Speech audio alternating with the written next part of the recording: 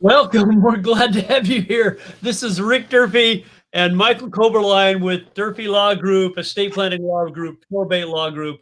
We're excited today. We have a great presentation on asset protection. We're going to talk about a lot of really good stuff. And so, Mike, what about you? Yeah, sorry about the delay. We had some technical difficulties, but we're back on track. And certainly glad to be here. We'll have a lot to talk about with respect to asset protection and preservation. Also want to do a shout out to Bliss Realty and Grand Canyon Title for being associated with us and presenting this asset protection webinar.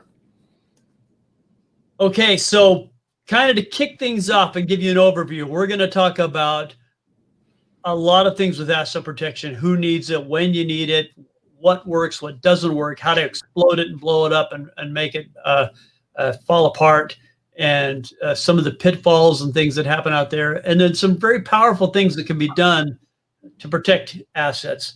And I kind of want to begin with the idea that some people have this sense that doing asset protection is nefarious or wicked or bad in some fashion, but think about it. We all do asset protection. We keep our cash in our pocket so that nobody's going to take it from us. We lock our homes at night. We lock our car when we go to the grocery store. We put our children inside the house at night and don't let them wander the streets after dark. And we do that because we're protecting our assets. So asset protection is normal. It's something that's appropriate. It's part of being a good steward with whatever you have to take good care of it. Frankly, even things like protecting our planet and being responsible for how we use the world's resources is part of asset protection. It's just being mindful of what we have and what its value is and how can we take good care of it. So there are some significant factors in asset protection that have a huge effect on how effective it is and whether it works. And want to hit right off the bat with timing and the nature of transactions. Asset protection is best served cold. The longer it's in place and the older it is, the better it works. And although there are things that can still be done if you wait to the last minute, I've already been sued, we're already in the middle of a claim, there are still things you can do, but they're less effective, they cost more, and it's easy to blow through them and you have no benefit. So if you want asset protection, the time to do it is before you have legal trouble, before you have some claim against you. It's kind of like, when do we lock the door? Before the burglar gets in or after they get in? After they get in, locking the door doesn't do you a whole lot of good. So lock the door to keep them out is a better approach than waiting until they're already in. Some other things, there's an idea, a concept, a legal concept called fraudulent conveyances. Now, this is not the same thing as fraud. Fraud is something else.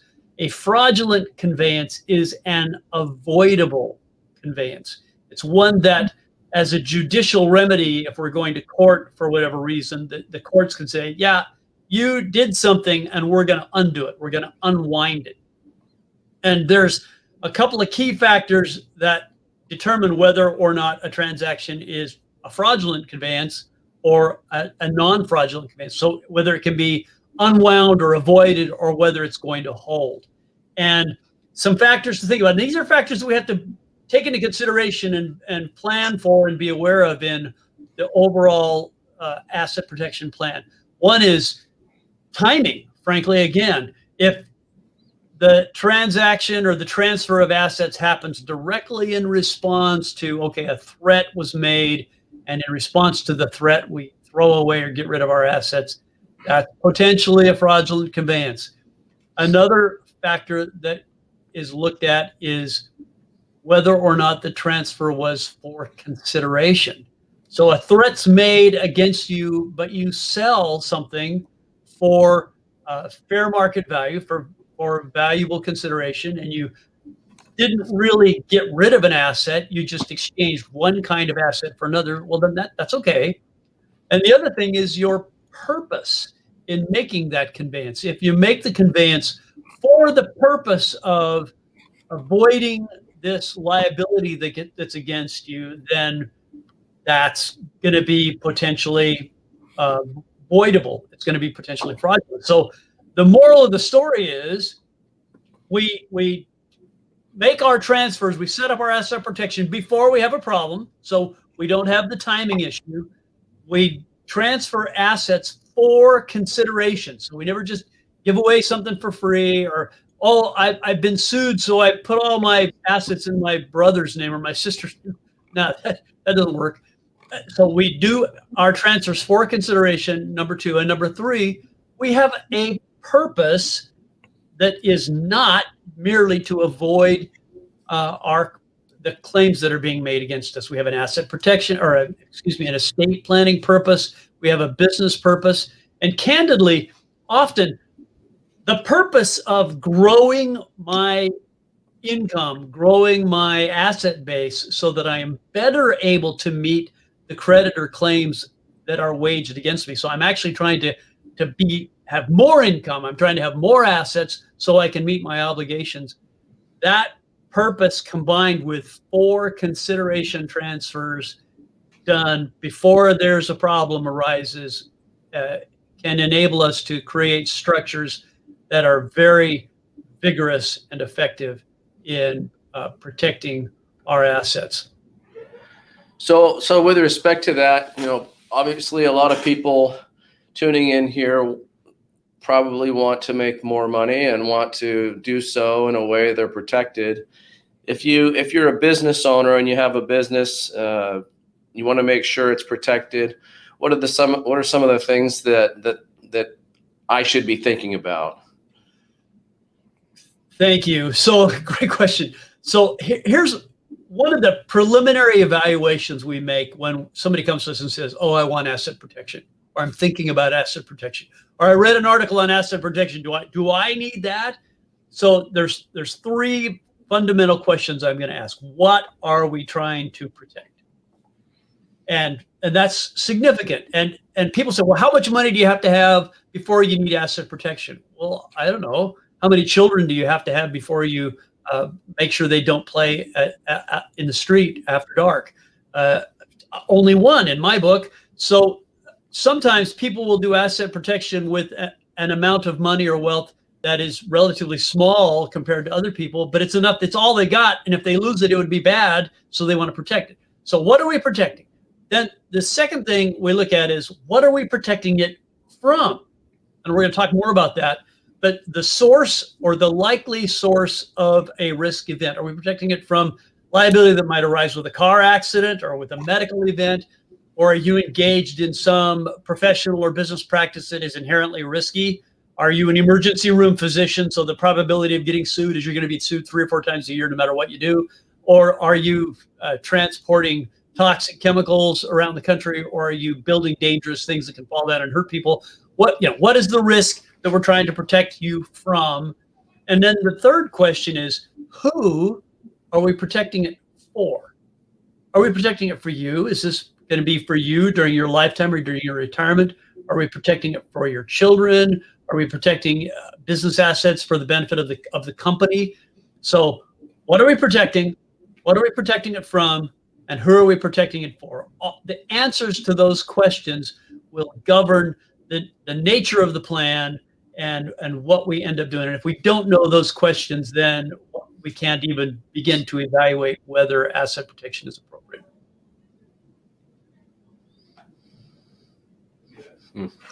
So the next thing people wonder is, okay, well, if I'm going to do this, it can be expensive and complicated. How do I know if I'm a good candidate for asset protection? I have something I want to protect. I have specific identifiable risks I'm trying to protect myself from, and I'm protecting it for me or for my children or for my business, whatever. So then we have to look at and evaluate that second thing. What is the risk and where is it coming from? And there's 2 kinds of risk I want to identify for purposes of this discussion. There's objective risk and subjective risk. Objective risk is the mathematical probability that an event is going to occur, and if it happens, what will it cost? And there are actuarials and economists who figure that kind of stuff out. They look at, in the aggregate, what's the chances that a driver of a car is going to have a car accident, and when they do, or if they do, what does the average car accident cost? And so you can objectively come up with a number. Here's the probability, and here's the likely cost. That's the objective piece. And this can be true of car accidents, or if I own an apartment building, how likely am I to be sued? If I have a professional practice of one kind or another, what's the likelihood that people that do what I do are going to get sued? Then the subjective aspect of risk is this: how worried about that are you? Does it bother you? Is it keeping you awake at night? Is it affecting your ability to enjoy your vacation or a good meal? Is it a source of anxiety and stress? And sometimes this is a risk tolerance question. People have different levels of risk tolerance. Some things that will really bother one person will not bother another person. So when we sit down and talk to people about asset protection and this risk question, it really has to be based on that. And sometimes, well, let me say this too. Sometimes people aren't bothered because they don't know. I've had this happen. People are doing something that, in fact, as a lawyer, it makes the hair on my head stand up going, oh my gosh, you are so exposed to liability. You're just crazy to be doing what you're doing. Why are you doing that? And they go, oh, I didn't know that was a problem. So once they find out about the objective risk, then sometimes people are more bothered. And a classic example, I know a number of our listeners are real estate professionals. Classic example is rental properties. Oh, why can't I just own all my rental properties in my own name? Well, there's some liability and some exposure there. And in fact, if you have equity in one rental property, that's the thing we're trying to protect.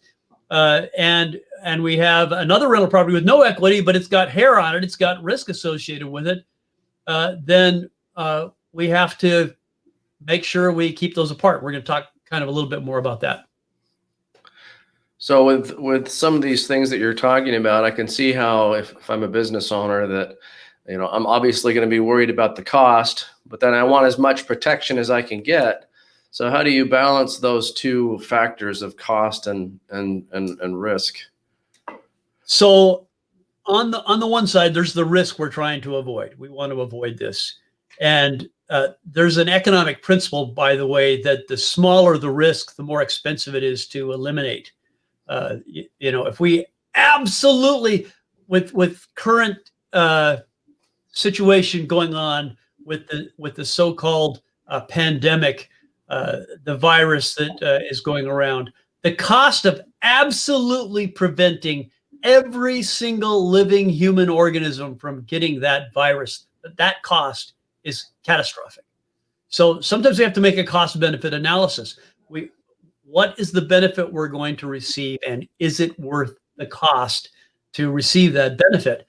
And with asset protection, there's in general three kinds of costs that all have to be factored in and considered. There's the setup cost. And the setup cost is typically something you're going to pay a lawyer. The lawyer gets that cost. And for the most part, the lawyer only gets paid once. So you pay the setup cost once. Now, there can be incremental setup costs because, I got another thing I want to protect, and I have another risk that I'm trying to protect myself from. So that's a new thing and a new cost. But for the most part, the setup cost is one and done. You pay it and you're done. You build the garage, you park your car inside. Now the car's protected from the rain and the dust. You don't have to keep building a garage every time you want to park your car inside. You have the garage now. So a lot of that setup cost, again, is a single one and done cost. Then there's the maintenance cost.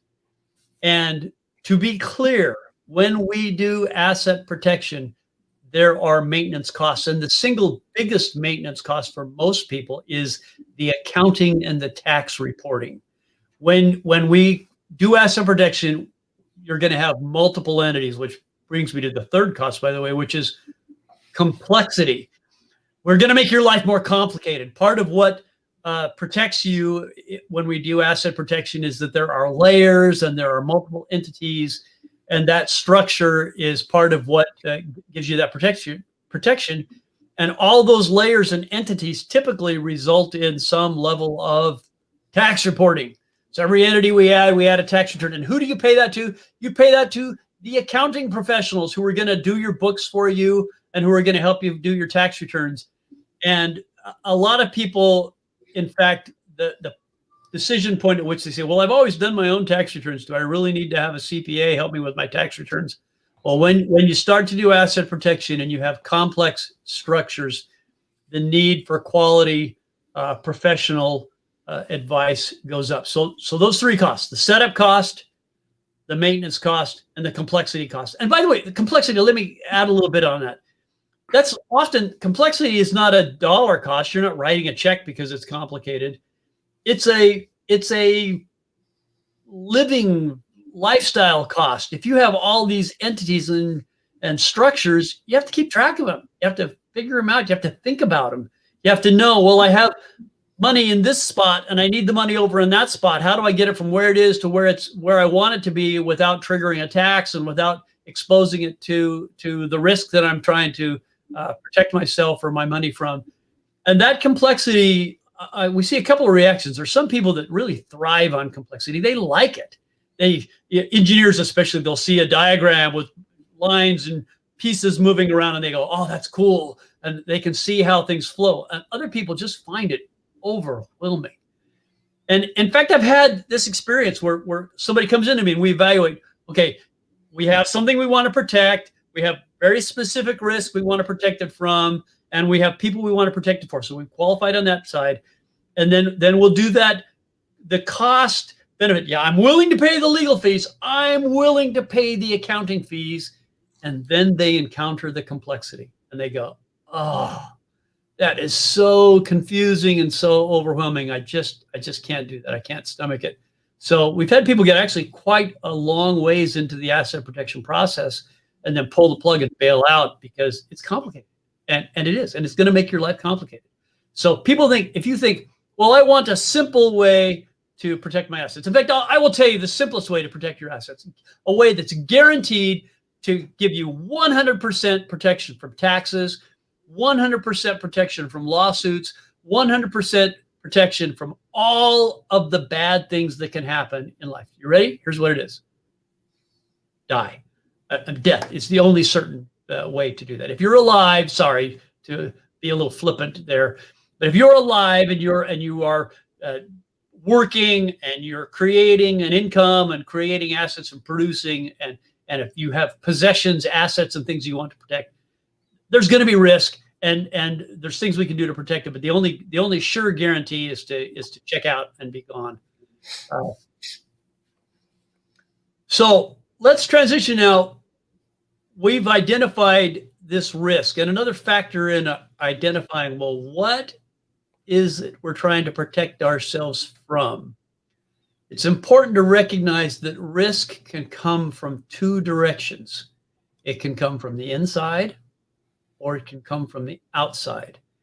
And this, understanding the difference between internal risk and external risk, is an extremely important factor in designing and structuring and understanding and working with asset protection. In fact, it's when people fail to understand this that they often result in sabotaging their own asset protection. So here's the metaphor for you to understand internal risk versus external risk. A good fence in your yard is going to keep your dog in the yard, and it's going to keep the neighbor's dog out of the yard. So it contains your dog. So your dog can't get out and go bite the neighborhood child or get into the neighbor's trash can and make a mess. You've contained your dog, and the neighbor's dog can't get into your yard and eat your chickens or bite your child or chew up your shoes that you left on the back porch. So a good asset protection plan will contain risk. It's going to keep that risk inside, and it will exclude the external risk. It's going to keep that risk dog out. And for that to work, let me just say, you can't open the gate and let your dog out or let the neighbor's dog in. If you open the gate and you commingle equity with risk or something like that, you've messed it up. So, which brings us to I guess the next segment here, where part of what we do when we protect assets is we build fences, and we're going to build a fence around risk so it's contained, and we're going to build a fence around equity so that the risk can't get in and damage it. And that's where we start to create multiple entities. Rick, how would how would somebody who owns a business or has personal assets and then separate assets be thinking about something like this? So let's think about this. In fact, this is actually where on a very basic level, simply forming an entity to own your business. In fact, one of the first risks that people identify, well, here's something risky. I'm operating this business, and this business has risk in it, and I don't want to subject my personal assets to liabilities associated with my business. So how do I keep my personal assets safe from my business liabilities? And the simple answer to that is, let's think through this. You form a business entity, which has the function, it's a fence that's going to keep your dog in. It contains the business risk. So classic example, a service business, a barbershop, or an architect, or well, an architect might be a bad example, but a barbershop or a print shop or a small manufacturing company. They make mousetraps, and they are concerned that there's some liability associated with their business, that if they got sued for their business activity, it would come over and their personal assets would be vulnerable to that. So what do? We form a corporation or a limited liability to operate that business. And that entity is a wrapper that we put around the business activity, or it's a fence in which we contain that business activity so that the dog is in the yard and the dog can't get out of the yard. So the risk, or let's just use the barbershop, for example. We have a barbershop, and the barber forms a corporation or a limited liability company to Joe's Barbershop. And on a rainy day, a customer is coming into Joe's Barbershop and slips on the sidewalk in the entryway and breaks his hip. And obviously that was Joe's fault. He was negligent. And so the customer sues Joe's Barbershop for the liability associated with that slip and fall accident. Well, who is Joe's Barbershop, or what is Joe's Barbershop? Joe's Barbershop is the corporation that runs Joe's Barbershop business. So the corporation is sued. The dog's in the yard. By the way, the dog in the yard can chew up everything in the yard. So that customer suing the corporation can get the corporation's assets. It can. So it's going to run around and chew everything in the yard, but it can't get out of the yard. So Joe's personal assets, his house, his personal retirement accounts, and his bank accounts, and his investments, and his cars, and the things that he owns separate from his barbershop, they're protected from the liabilities of the barbershop. So that fence, that corporate structure, protected Joe's personal assets from the liabilities of Joe's Barbershop. Now, interestingly enough, we have to ask the question, does that corporation keep the neighbor's dog out? Does it exclude personal risks that Joe might have against the assets of the business? So let's say Joe has a blood sugar blackout, passes out while driving his car, careens through the intersection, and takes out a busload of brain surgeons, and they all sue Joe for income replacement because they lost their income because he took out a bunch of brain surgeons. And they get judgments against Joe personally. Well, that had nothing to do with Joe's Barbershop. The question is, can that personal liability, that dog on the outside of the fence that's around Joe's Barbershop, can they get into Joe's Barbershop? And the answer is, it depends on how he set up that fence. And most of the time, People with that corporate structure around the business don't know that that business is exposed to to Joe's liability. Joe's liability for all that income replacement for all those brain surgeons is going to get into that corporate structure, and all those corporate assets are going to be available. Now, there's ways to prevent that, and that's something we look at when we work on this, and we're going to talk through that here as we go through some of these ideas. So just to summarize then, what you're saying is with an LLC or a corporation, if there's some accident that is involved in the business, then that risk is contained within that business and it doesn't go out to the business owner's personal assets as long as they're not commingling those assets with the business. And however, if that same Joe went out and was in an accident, depending on whether or not that business is structured properly, the dog that's outside the fence or the creditors that are personal to Joe could potentially come in and take the assets of the business. Absolutely. So a kind of a case in point here, people routinely, they'll go online and they'll set up an LLC and they'll think, oh, I have an LLC, I've protected my assets. And LLCs are penetrated by outside liability, by external risk every day. Happens every day in the bankruptcy courts, every day in the civil courts. People think they're protected by this LLC, and because it's structured wrong or inadequately, it does not protect them. So it's like having a fence with a one-way gate. Your dog can't get out, it's contained, but the neighbor's dog can get in. And the neighbor's dog gets in and it kills your dog and it kills your chickens and it chews up your shoes. You go, well, wait, I had a fence. I thought my fence protected me. Well, it did. It didn't let your dog out, but your fence didn't have a way to keep the neighbor's dog out. So that external risk can get in.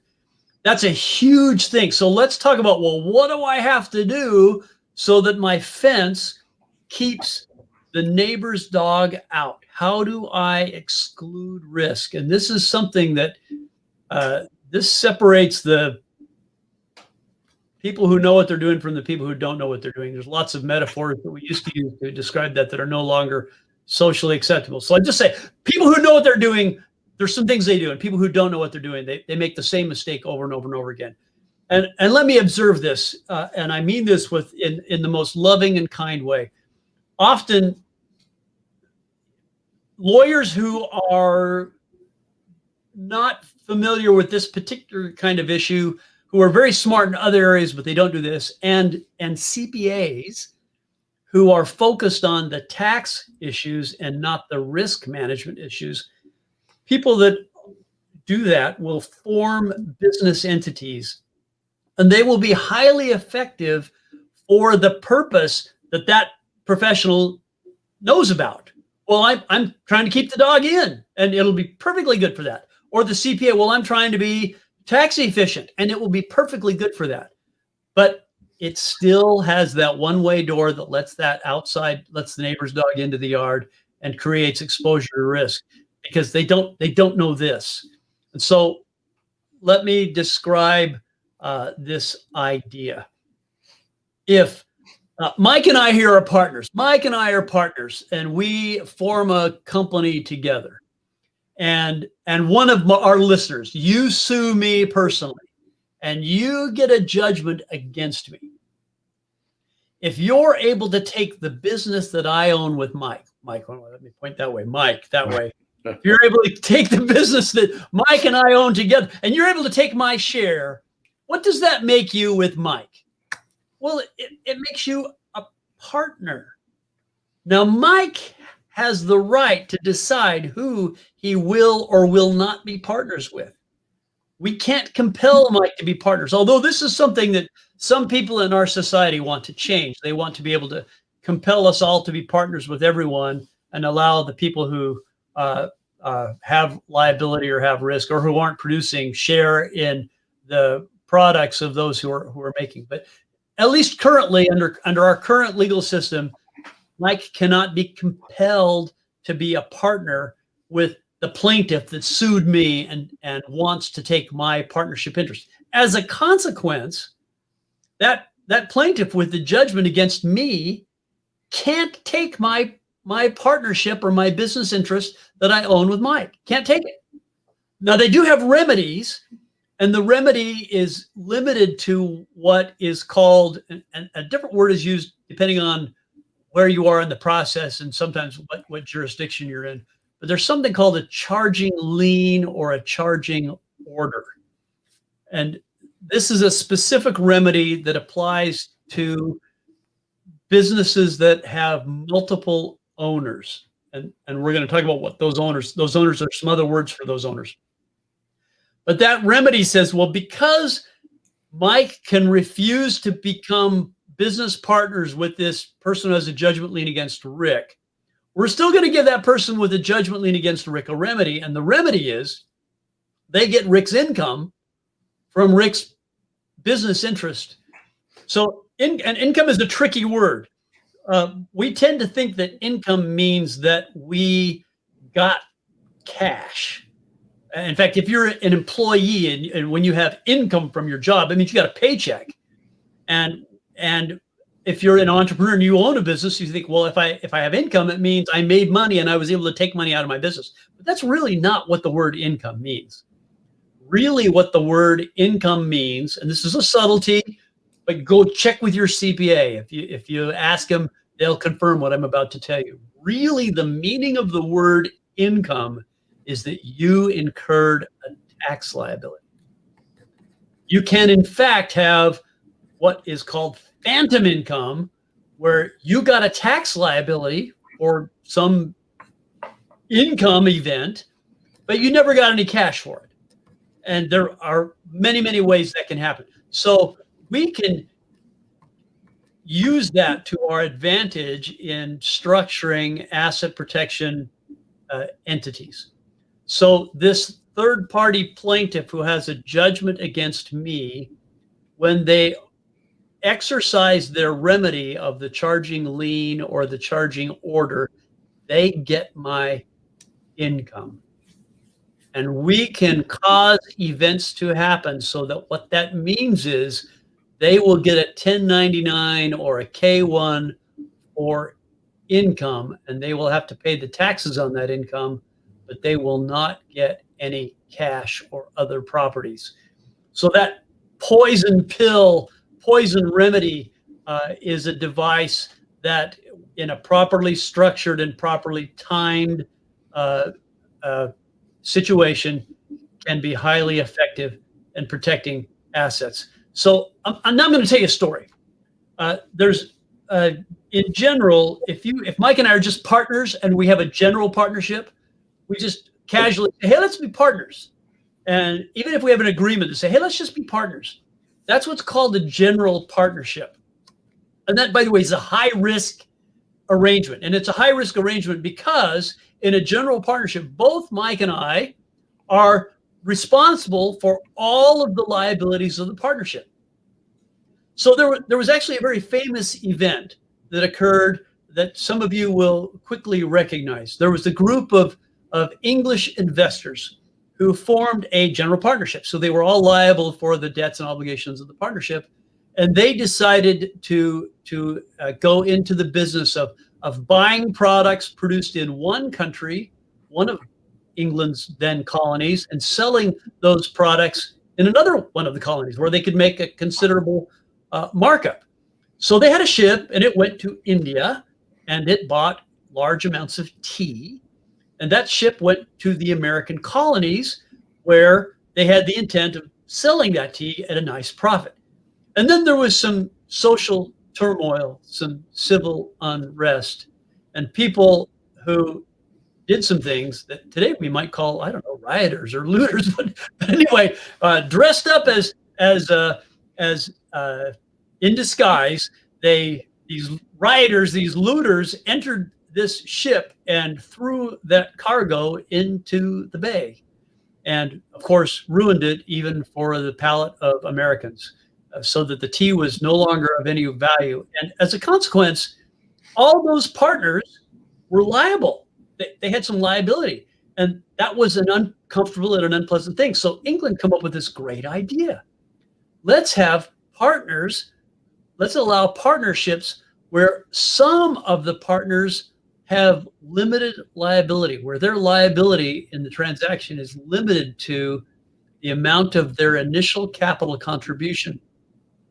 And they cannot be held liable for any of the other extenuating liabilities of the partnership. So they're a limited partner. And that was when the idea, the modern entity that we call a limited partnership came into existence. So with a limited partnership, this is an important concept, and it plays to this keeping our dog in and keeping the neighbor's dog out idea. So this is really, really essential that you understand this. With a limited partnership, there's two kinds of partners. A general partner who has control and as a consequence also has general liability for all the liabilities of the partnership. And a limited partner who has no control, but in return for that lack of control also has a limit on their exposure. They can only lose whatever they contributed in capital. They cannot be compelled to put in more. So this creates an interesting structure. So if in our partnership here that we described before, Mike is that limited partner and I'm the general partner, I'm going to have personal liability for all the liabilities that come out of that partnership. So if there's a lawsuit in the partnership, I'm going to be on the hook, but Mike isn't. So we can use that kind of structure to both contain our dog and to keep the dog out. So we're going to reverse it now. Mike is the one who gets sued instead of me. Mike's a limited partner. He gets sued. One of our listeners sues him. He gets a judgment against Mike. Mike's a limited partner. Mike has no control over the partnership. Can the plaintiff with the judgment against Mike take Mike's interest in the limited partnership? No, because the partnership, we have the right to exclude partners that we don't want. Now, we do not want to be partners with the plaintiff that sued Mike. But what can the partnership do? The partnership is going to incur income. And with a partnership, for tax purposes, it's what's called a flow-through entity. And although there's some effort right now to modify this to some degree, for the most part, partnerships do not file tax. Well, they do file tax returns, but they don't pay taxes. All the taxes flow out to the partners. And the partners pay the taxes on the income, whether or not they received any cash. So in our situation here, Mike's the limited partnership. He gets sued. The judgment creditor wants to levy the charging lien or the charging order against him. We say, great, way to go, dude. You got it. And so when that partnership has time to issue its K-1s, it issues a K-1 to that judgment creditor, but it doesn't give that judgment creditor any cash. So what does the judgment creditor have to do? Pay taxes. How much did they get out of the partnership? Nothing but a tax liability. So that creditor is going to go away. Now, this has been modified. It's kind of evolved. And there's relatively speaking, a new type of entity called a limited liability company. Now, this kind of betrays my age. I've been doing this long enough that I remember when there was a time when we had no such thing as LLCs. And I remember when LLCs were brand new and we were trying to figure out what they were and how they operated. Today, we know a lot more about LLCs than we did 20 or 25 or 30 years ago. So limited liability companies are entities which limit the liability of the owners. And with LLCs, we call the owners members. And instead of a general partner, we don't have a general partner, we have a manager. And the manager controls the entity, and the manager has limited liability for the liabilities of the entity as long as the manager is not a member. And the members have limited liability for what happens with the entity's activities as long as the members are not a manager. So here's the trick. And here's the place where people fall down on this. LLCs, you have the option for them to be member managed or manager managed. And what's the easiest one? Member managed. In fact, that's the default. In fact, if you have a single member managed LLC, let's say Joe's Barbershop that we talked about earlier. Joe says, yeah, I'm concerned about liability of my business getting my personal assets. So Joe forms Joe's Barbershop LLC as a single member managed LLC. Now, what have we done? We have contained risk. We've kept our dog in the yard. So the liability from Joe's Barbershop is not going to get out of the yard and chew up the neighbors. Joe's personal assets outside the barbershop are not going to be vulnerable. What about outside liabilities? Joe's liabilities. Well, with a single member managed LLCs, that outside liability is going to walk right through the LLC and it's going to get all the LLC assets. So single member managed LLCs, if you're really trying to do asset protection, let's be clear, they are effective for containing risk. They are not effective for excluding outside risk. They don't keep the neighbor's dog out. So a lot of people who think, oh, I'm protected from the neighbor's dog because I have a single member managed LLC. No, you don't.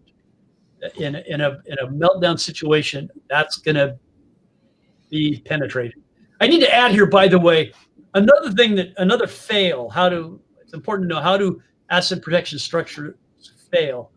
One of the ways that they can fail is when we commingle, when we do personal things. I go buy personal groceries inside my corporate or my LLC structure.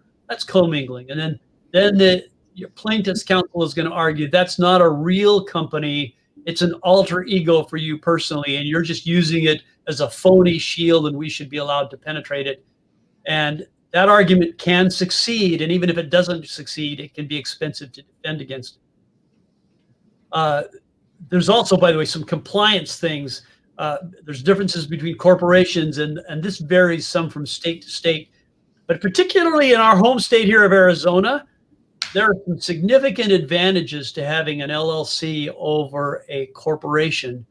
Even if you want to be taxed as a corporation, you can still be taxed as a corporation, but have an LLC structure, and it reduces your maintenance cost and eliminates some of the vulnerabilities to attack because of a failure to cross some T's and dot some compliance I's.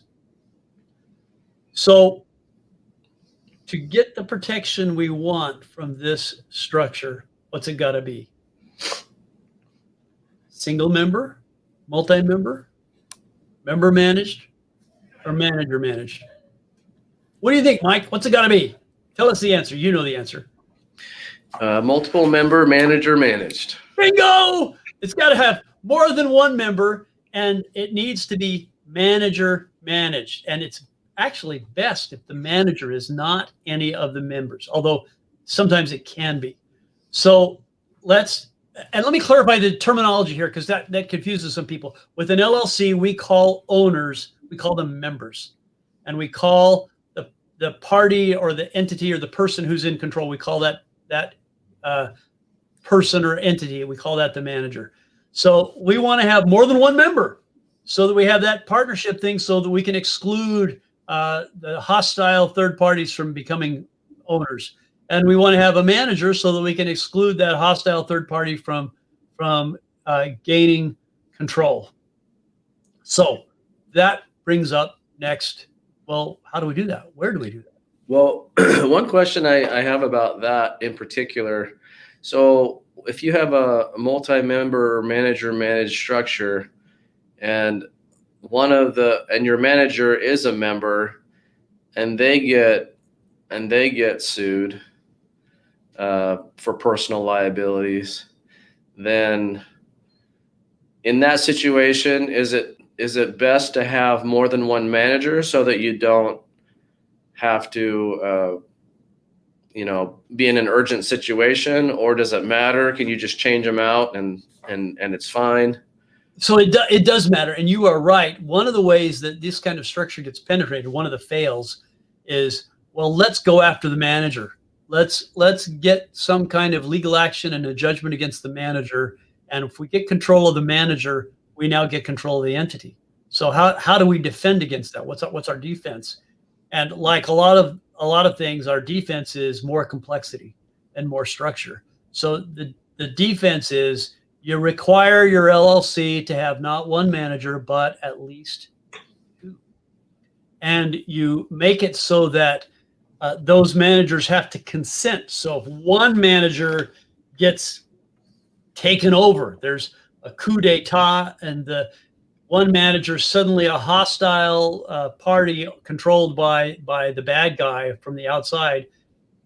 We want to require that hostile party to get the consent of the other manager. So and we want to be able to candidly manipulate who the actual person is that is making the management decision. So it's typical in that kind of a structure to have the manager not be a person, but be an entity. So if the manager is, and we're going to talk about this in a little bit here, a management company, or what we sometimes call a family office, or if the manager is a trust and it's an entity. One of the things about entities, either a business entity like a management company, LLC, or a trust, is that we can change out the parties that are in control. With a trust, we can swap out who the trustees are. With a management LLC, we can swap out who the parties are that are managing that. So we can manipulate that so that if somebody has risk exposure and they're suddenly now vulnerable and creating vulnerability for our structure, for the entity, we can move that vulnerable person out and put in somebody who's not vulnerable. So the need for a second owner, a second member, a second party to be a partner in the limited partnership, a second party to be involved in the structure, brings us to some interesting questions. Some people, as a shortcut, as an inexpensive hack, will name a person. Oh, let me name my daughter. Let me name my sister, my brother. Let me name my cousin. Let me name my good friend. And the problem with naming a person like that is people have their own problems.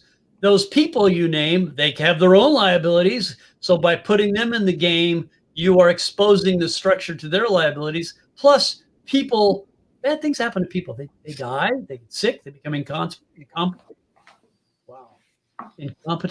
incapacitated. They get sued, they get divorced, they get sick. So having people in there creates its own problems. It's far better if that second member or owner is an entity. So let's talk about our options for what that second entity can be. And I'm going to put a few possibilities out there that you may want to consider. One is, well, should we form something offshore? And in fact, as we're looking around to do asset protection, is it worthwhile to go offshore? I've heard of offshore trusts and offshore business entities. Is that a good idea? And the answer is sometimes. Sometimes it is. Sometimes it's really a good idea. But most of the time it's not. Sometimes the romance, oh, that sounds so sexy and cool. I have an offshore whatever. It sounds cooler than it actually is. And a couple of factors to consider whether or not going offshore is good for you. First of all, there's just a matter of scale. If we're protecting a small amount, going offshore is not worth it because the cost, there's significant cost to the offshore thing, both in terms of setting things up and in maintaining them and in the tax reporting. Going offshore these days can significantly increase or complicate your tax reporting obligations. Another factor is, do you have some kind of connection offshore? It's been my experience that the people who are happiest with their offshore planning go offshore. They have offshore stuff. They own property or businesses or have family members offshore. So they have a significant nexus of connection to some offshore location. So then we can employ that in the planning. People, if you're a chiropractor and you live in your little town and all of your clients are within a 5 or 10 mile radius of your business and your family lives here and you've never left your community and you're never going to leave your community, going offshore is a bad idea. You're going to spend a lot of time and money. And at the end of the day, you're going to come to me and you're going to say, Rick, this is complicated. I don't like it anymore. Can we unwind it? And we'll help you unwind it. On the other hand, if you're a multinational operation, if you have business entities in more than one country, if you own properties in more than one country and family in more than one country, then yeah, let's go offshore. Let's help you do that. Another huge thing, and this is actually in the news right now, is the so-called domestic self-settled asset protection trust, the APT, the self-settled trust. And these have an interesting history and an interesting track record. There's actually in a number of states, including, again, our home state here of Arizona, a pretty concerted effort to get these recognized by statute. And for you to understand what these are and how they work, and then what I'm going to tell you what the problem with them is, you need to understand some of the history. A trust, by the way, is a contractual arrangement where a grantor or a settlor gives their property to a trustee in trust for someone's benefit. And in estate planning and even in business planning, this is a common device. It's an ancient device. It's thousands of years old, this kind of structure. And there's a long-standing rule that you cannot establish what's called a self-settled trust and use that device to prevent your creditors from reaching your assets. So I can't put my assets in a trust for my own benefit where I'm the trustee and by virtue of that structure, prevent my creditors from getting my assets. Can't do that. So some time ago, a number of states, and there were several states that pioneered this, Nevada, Delaware, and Alaska were three of the biggies that pioneered the idea that, well, why do we have that? That's an archaic rule that we borrowed from the English because we couldn't come up with a better one. But what's the point? Why not allow a self-settled trust? Why not allow a person to put their assets into a trust for their own benefit and not have that prohibition against protecting the assets from creditors? And obviously, it can't be a fraudulent conveyance because if it's for the purpose of avoiding creditors, it won't work. So you have to do it far in advance. You have to have no known claims that we're trying to protect from, and there's a variety of other safeguards. So let me tell you why I don't like these. Although I've used them, I have many clients that have them. Here's a couple of reasons why I feel like the asset protection trust, the self-settled asset protection trust, is oversold and improperly utilized. That self-settled asset protection trust has many of the same defects as the single member managed LLC. It will do some things, but it will not do all things. And people are led to believe that they have more protection than they actually have. And they inadvertently operated in such a way that it compromises or sabotages their protection. So typically with these things, by the way, whatever state, the count is up. It's north of 30. I forget the exact number. It's more than 30 states now have adopted some variation of this self-settled trust. And the states that don't have it are lobbying their legislatures. Oh, let's have it because those states that have it, they're able to keep money in their state. And if we don't have it, capital is going to flee our state and go to those other states. And that is probably true as a practical matter, but in my opinion, the capital that flees is doing so under exaggerated and overstated pretenses, and they're not getting as much protection as they think they get. So a couple of things with these self-settled trusts. All it takes is a minor non-compliance with hyper-technical rules, and the protection of the trust is gone. The other thing is, and few people know this, if you invoke one of the ultimate remedies for asset protection, okay, we're going to go to bankruptcy. We're going to file bankruptcy. We're going to scrape off our creditors and get rid of all these liabilities by filing bankruptcy. in bankruptcy court for the self-settled asset protection trust, there's under current law, there's a 10-year look back period. So if your asset protection trust was not set up and funded more than 10 years ago, it's disregarded, it's ignored. They claw it all back in and they grab it all. And candidly, it's been my experience, most people will not set up asset protection 10 years in advance. Now, should they? Yes. Do they? No, they don't. And so we can get other look back periods that are only 4 years or only 2 years or even sometimes only 1 year. So there's other structures we can do that have shorter look back periods. There's other structures we can do that don't have some of the flaws of the asset protection trust. And I want to mention some of these, and we're pushing an hour here. You've endured long and well. One of the things we can do is we can use a certain kind of irrevocable trust. And in our law firm, we call these irrevocable dynasty trusts. So for brevity's sake, I'm going to refer to these simply as a dynasty trust for the rest of this conversation. So we can form this dynasty trust, and there are certain unique attributes of this trust. First of all, if you're setting up the dynasty trust, you get to set it up. You get to be the grantor, but you're not going to be the trustee. You're not going to be the beneficiary. The trustee is going to be somebody, not you. Your children, your mom, your dad, your cousin, your business partner, a bank, an institution, but not you. And you're not going to be the beneficiaries. The beneficiaries are going to be your children, your grandchildren, or somebody else like that. And also, by the way, in certain circumstances, we can have a third party establish such a dynasty trust for you. Your mom and dad can create one for you if they're alive. Sometimes it's a very powerful option. This kind of a dynasty trust, if you ever inherit one, is really awesome. Because you cannot create this trust for yourself, because it has to be created by a third party. Because it is created by a third party, it has some tremendous advantages that are simply not available in the self-settled trust. For one thing, it's not yours.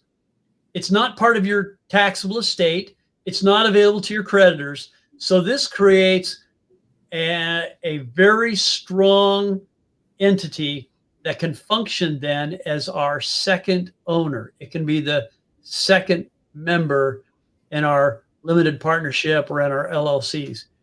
And we can create a variety of structures. And two I'm going to mention, and we'll talk about these kind of, it's a 60,000 foot flyby. We won't have time in this conversation to drill down into the details. That's actually the subject of other webinars that we have done or will do. So we invite you to come back and learn more about these entities. But one, we can create an entity that's going to be protected from your creditors, and it's going to own stuff that we want to protect.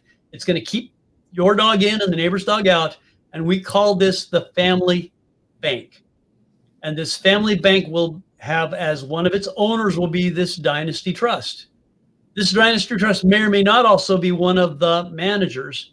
We can talk about that in a second here. But in the family bank, we're going to put the good stuff that we want to protect.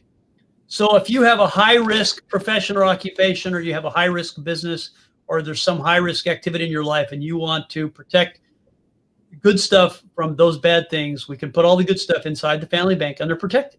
And then the family bank, by the way, then becomes a powerful tool that we can use in a variety of ways. And we're going to talk about some of these real quickly here. But I want to get the other entity on the table. And that other entity is the what we call the family office, or a management company. We can also create a management company whose function is to control. And it's not going to own anything, or it's not going to own anything of significant value. In fact, we will have it own risk. We'll put liabilities and exposures in there, but it won't have any equity of any significant value. And we're going to let this family office have control of the family bank.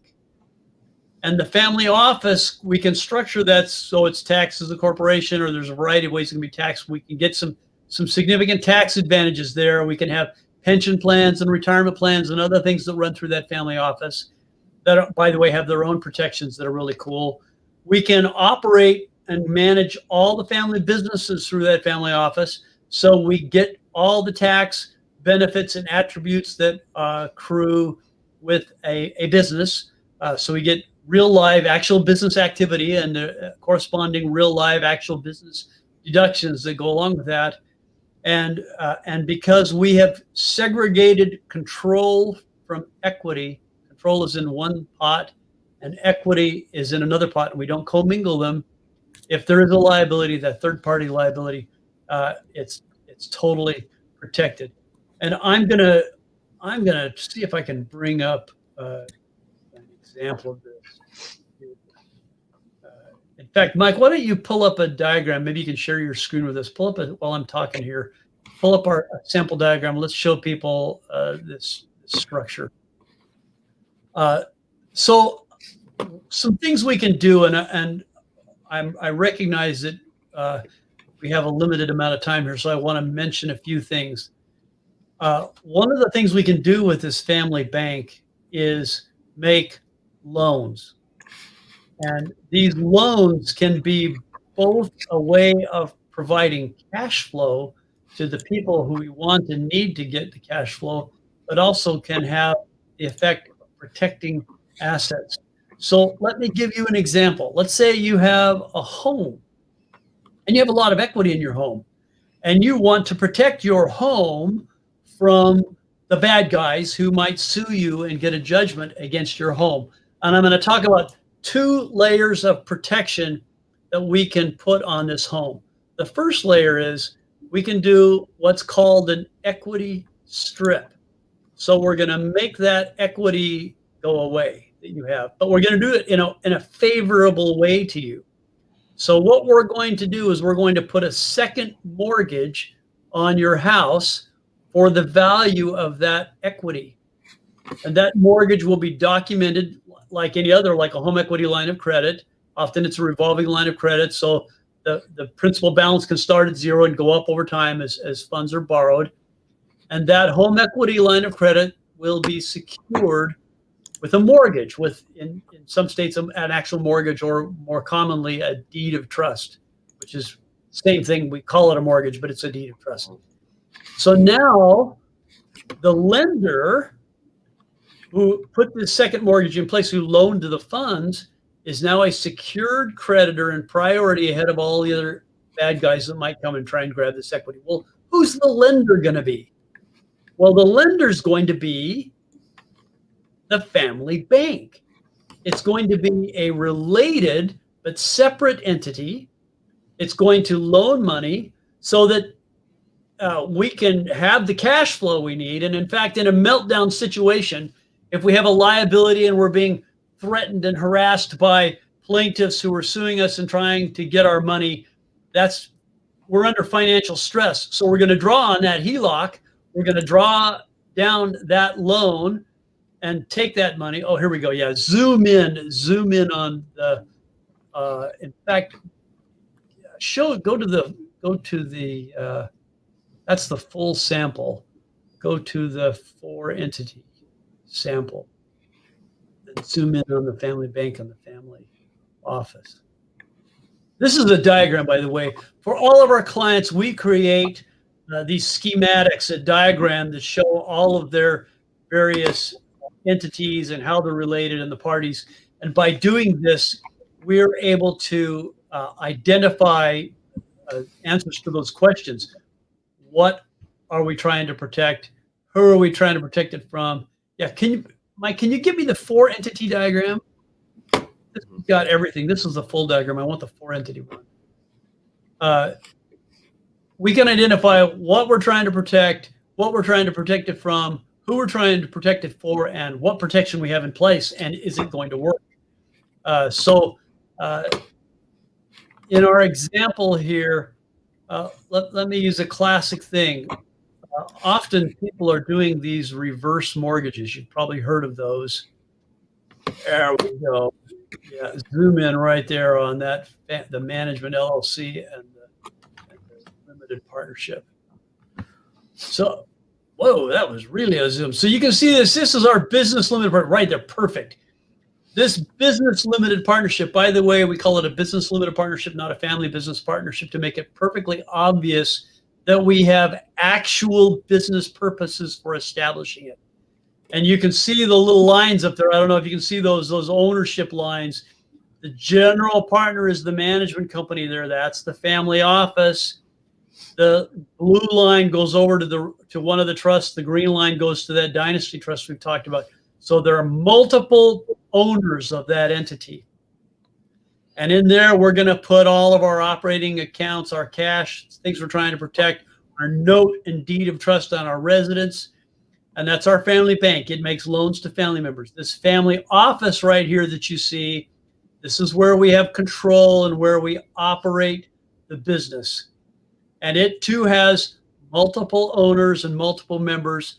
And the magic here is in how it's put together. In fact, something my mother used to tell me, the difference between bread and cake actually have many of the same ingredients. And the difference, what do I get, bread or do I get cake? Well, it depends on how you put the ingredients together, what order you put them together in, and what you do with them after you had them. So often, asset protection and non-asset protection often have the same ingredients. People do the same stuff. They just do it right or they don't do it right. So often, actually, when we review plans, people come in to say, yeah, I've already got asset protection. All I need, well, let's review it. And we find out that, in fact, they have all the right ingredients. They just were put together in a way that doesn't work. So sometimes all it takes is a little fine-tuning adjustment. Well, let's tweak this little thing and tweak that little thing, and we can make it so your plan actually works. So with my example of the loan on your house, so say you're trying to protect your house, and you'll see over here in the little box of things owned by the family bank, it says note and DOT, deed of trust on the residence. That's for the loan to the residence. So cash flows over to mom and dad who have the residence. They are able to draw down their equity in the house and spend that cash. But now this family bank has a mortgage on their house. And if they file bankruptcy, or if there's a lawsuit, or if there's a claim that comes after their house, what are they going to do? If there's some kind of financial stress in their life. When people are under financial stress, they stop making their payments because they can't make them. And they stop making payments on this loan to the family bank. And so what does the bank do when the borrower doesn't make the payments? Well, the bank forecloses. And the bank takes the house away from you. Now you don't own the house. Who owns the house now? Your family bank. Well, the family bank is friendly to you. It will allow you to continue to live in your house. So you didn't have to move. You didn't have to sell your house. Your neighbors don't know anything that happened. As far as they can tell, nothing happened. But in fact, we've protected the equity from the bad guys. And you'll see there under that limited partnership, it's the security instruments on business loans.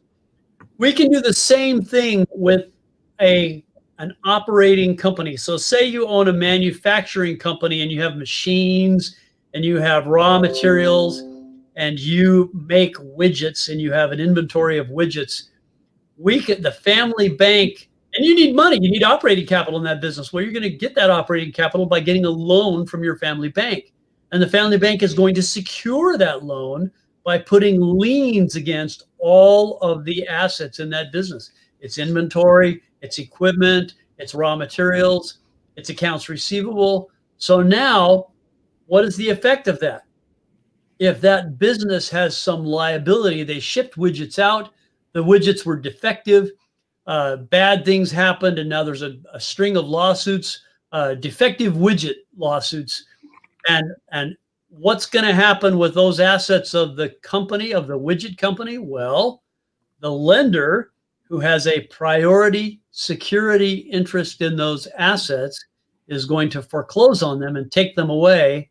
And that business may shut down. That will be sad, but the lender will now own all those assets and can sell them or recapitalize them into a new business entity, and you can go take that and form a new entity. So I will tell you a story. I had a dentist client who had done some structures similar to this, had all of his dental equipment in an equipment LLC. That equipment was liened, and then he had his dental practice. And there was a non-professional liability. So we have to distinguish between liability that arises by virtue of one's licensed profession and liability that arises by virtue of just general liability. And it,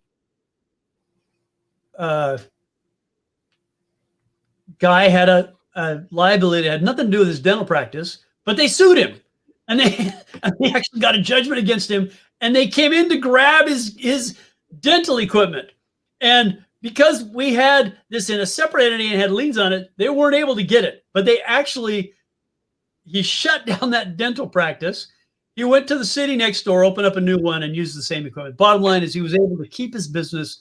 It was catastrophic and expensive, but it was not total obliteration. We were able to protect things.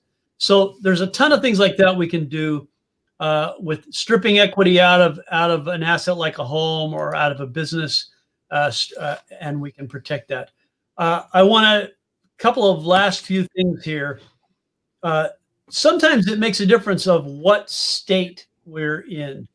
And as an example, in fact, especially for the people who are our listeners who are real estate investors or real estate professionals, typically the dirt is where the dirt is. And so if we're going to do protective structures for that, if we're going to wrap that dirt, that house or that rental property, that apartment building in an LLC, it's going to make sense. We're just going to use an LLC formed in that jurisdiction wherever the property is. Because if we form an LLC in a foreign jurisdiction and then want to own real estate in the jurisdiction where the LLC is, we have to register that LLC in that jurisdiction, or we lose the local protection of the court. So it's easier just to form that LLC in that place. But if it's something else that's not tied to dirt that's in a place, it's financial assets, that can be anywhere. We can shop that. And one of the things that we have, because we represent clients all over the country, we form entities all over the country, we can help you pick what is the best place to form that entity. And sometimes that makes a difference. Sometimes it's not just a difference of protection, but of privacy. Some places give you more privacy than others, and we can help you select that. There's also tax considerations. All of this planning has tax consequences. Most of the time, it can be structured in a way so that either we improve your tax posture, we give you more ability to plan your tax liability so that you legitimately and appropriately reduce your overall tax exposure, or worst case scenario, it's tax neutral. It neither raises or lowers your tax. Your tax liability is going to be the same as it was, but it's not going to make it worse. Now, the last thing I want to hit on here is, how do people screw this up? What happens to blow it apart? And we've mentioned a couple: commingling, running personal expenses through business assets, structuring it wrong. You have all the right ingredients, but they're not put together well. Committing actual fraud. If you commit a crime, you're going to get, you're screwed. You're messed up. So if you commit an actual crime, and I'm going to tell you one other way, and that is cussing out the man. I've had more than one situation where a client was involved in business activities and raised the ire of some federal agency. It doesn't matter which one. And in a fit of distemper, cursed out the person in that federal agency and told them where they could go put their desire to scrutinize the business activities. Now, here's the deal with the federal government. Just let's be clear. These guys have bombs that'll go through 20 foot of steel reinforced concrete and kill whoever's inside. If they can do that, they can penetrate our asset protection structure, and they will. So I've had more than once a client has gone and cussed out some federal agent, and then a day or two later, 30 agents show up with flak jackets and Uzis and raid the business and strip it of all of its assets and properties and tie the business owner up in allegations and charges and indictments.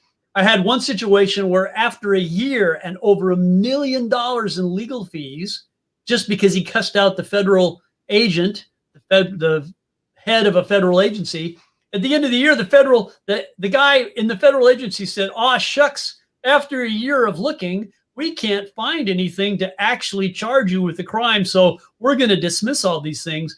But again, $1 million in legal fees, and a year later, the guy's business was totally destroyed. So here's the deal. Pay your taxes, follow the law, and don't cuss out the people in government. They can hurt you. Be polite. Yes, ma'am. Yes, sir. And by the way, that's colorblind. Pasty white guys like me, we should be polite to the people in police power who have the authority of the government, because they can hurt me just as much as they can hurt anybody else. So be kind, be polite to the people who can hurt you. Pay your taxes, follow the rules. Don't mess that up. Now I'm going to tell you one last story, and this will be the end. I had a client some years ago who had a dog, and the dog was in the yard, and the dog was contained in the yard, but there was a gate on the yard. And two little children, aged 3 and 5, were playing in the backyard with two neighborhood children of approximately the same age. So 4 kids in the backyard. And it was time for the two neighborhood children to go home. So the 4 children trundled out of the backyard and opened the gate. And the dog that was having fun with the children came with them. And the little children just didn't even think about it. It never occurred to them that the dog should be on a leash, even though that was the family rule. So 4 children and the dog are now in the front yard.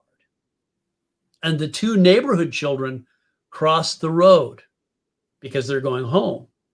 And the dog who's playing with the children is now in the middle of the road.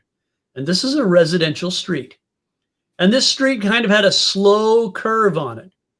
And coming down this curve was a young man in his late teens. He was an adult, but a young man nevertheless, on a motorcycle, was going approximately 85 miles per hour. Felony speed. I'm not sure he even saw the dog, but he hit it with the motorcycle. Laid the motorcycle down, skidded for 121 feet in front of these 4 little children, and ended up in the ICU and almost died. Guess who he sued? The owner of the dog. This may surprise some people, but most places have what's called strict liability statutes for dogs at large. So if you have a dog that's not on a leash, it's out there, and the laws typically say if the dog caused the accident, but that's liberally construed to be if the dog was involved in the accident, if the dog was present when the accident occurred, it's the dog's fault. So the fact that the guy on the motorcycle was going 85 miles an hour was inadmissible as evidence. The fact that he received 2 felony citations was inadmissible as evidence. What counted was the dog was in the street and the motorcycle hit it, resulting in injuries to this young man. So he sued the owner of the dog, and the dog's homeowner's insurance kicked in. He had umbrella liability, and the insurance company hired a lawyer to defend against the lawsuit. And after a year of litigation, the homeowner's lawyer called up the homeowner and said, "I have great news. We've been negotiating this for a long time, and you're only going to have to come out of pocket $70,000, and we can settle this lawsuit and it'll go away. They're going to take policy limits, plus you write a check for $70,000, and the lawsuit disappears." And this is what the homeowner said. The homeowner said, "Okay, great. Let's go to trial. I'm not going to write a check for 70 grand. And the homeowner's lawyer said, "Are you crazy? You're stupid. You're an idiot. Don't do that. If you go to trial, you lose. And the total claim is $1 million above your policy limit." And the homeowner said, "Yeah, I don't care. Tell plaintiff. He's no doubt done his homework." The homeowner said, "Tell plaintiff, you can have what you can find." And the lawyer for the homeowner said, "You're crazy, stupid. This will never work." 10 minutes later, the lawyer calls back and tells the homeowner, "I can't believe it. I've never seen this happen before, but you were right. The plaintiff has agreed to settle for policy limits. You're coming out of pocket $0. This lawsuit's going away." And it did. Now, why was the homeowner able to say, "Okay, let's go to trial"? plaintiff can have what they can find. And the answer is the homeowner was able to say that because years before, many, many years before that event occurred, the homeowner had put into place highly effective asset protection features so that even if the plaintiff got a judgment, the plaintiff was never going to collect on it. So it didn't make the lawsuit go away.